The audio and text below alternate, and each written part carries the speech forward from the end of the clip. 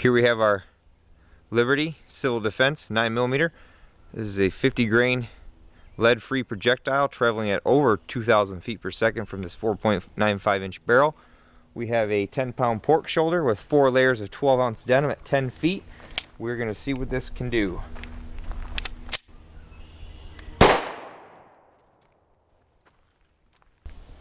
So here's our pork shoulder. Here's our entrance.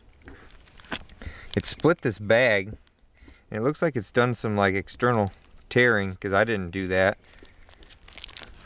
There's a little bit of tearing over here.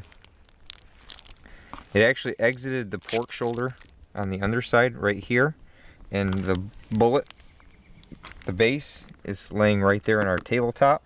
It's not really stuck in there. It broke through this rubber and went down a little bit, so it had some energy left in it when it did that. But we'll cut this open and see what it looks like inside and see if there's any of those fragments we can find and what it did.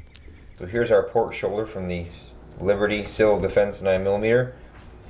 It's a pretty good sized pork shoulder. It's 11 pounds. We probably could have shot it a second time or shot it this way, but I wanted to make sure we got a good discernible wound path instead of trying to mix two into it and making a mess out of it. But here's our entrance right here. Here's our exit on the underside. It was found on the top of the table. So I mean, there was 9.5 inches of penetration in pork, plus whatever it went in the wood. It really didn't dig itself into wood, so it probably wasn't going to go much further.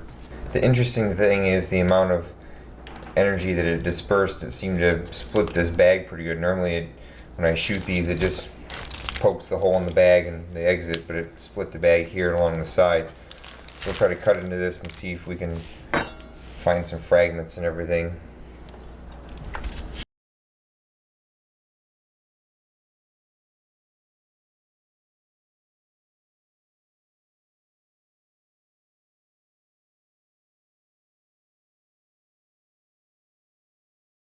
So I'll show you the right side first. You can see all the denim that it brought in there. There's some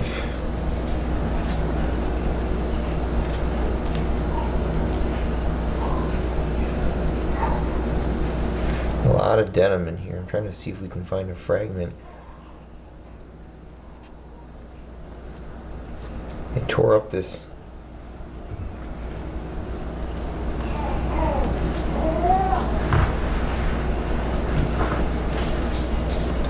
looks like it, I think that was like that.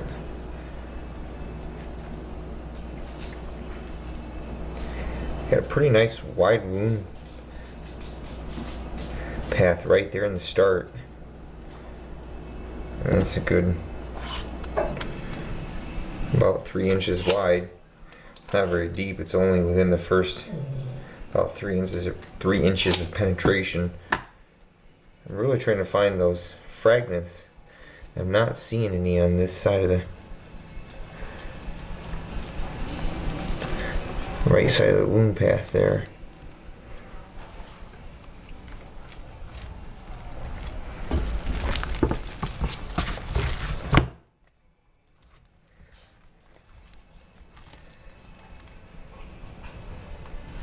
Now the left side here, a lot more telling. I mean, it's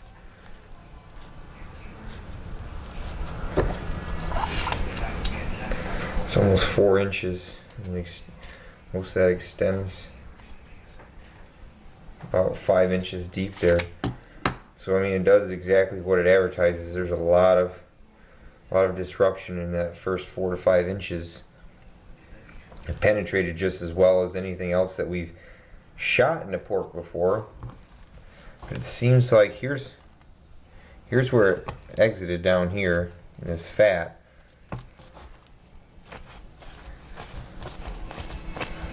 So you can see a little bit of tearing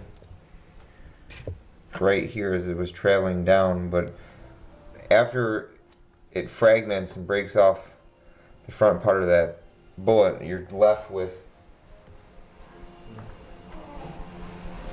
You're left with just a circular disc.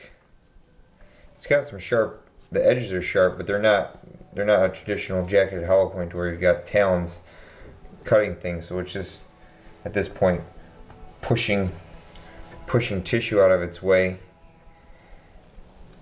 rather than cutting it and destroying it like it did in these first few inches. I'm really trying to find some of those fragments.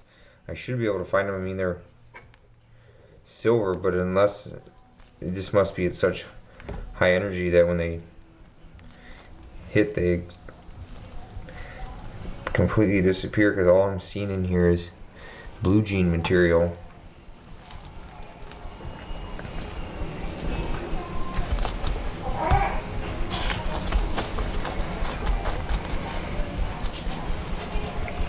Probably could have shot this the second time and tried to hit bone over here, but I didn't want to chance it. All in all, they did exactly everything they said they would do.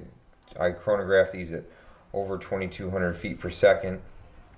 They were fully capable of penetrating more than 9 inches into a mixed medium as our pork is here. Most of the damage, though, is within the first 4 to 5 inches. After that, you've got a circular disc that's just merely pushing material out of the way and not really doing any tearing. But you certainly could reach vitals with that little disc. I guess I'll leave it up to you guys to decide whether you'd rather have all this destruction in the first 4 to 5 inches, or if you'd rather want your traditional jacketed hollow point that is going to leave you a nice permanent wound cavity all the way, is going to tear stuff as it moves on. Thanks for watching, everyone. As we were cutting it up here, we found one part of the jacket on the bottom side here. I'm assuming that it slipped its way through the muscle there and just ended up out there. I see a little bit of a hole there, so maybe it went through there.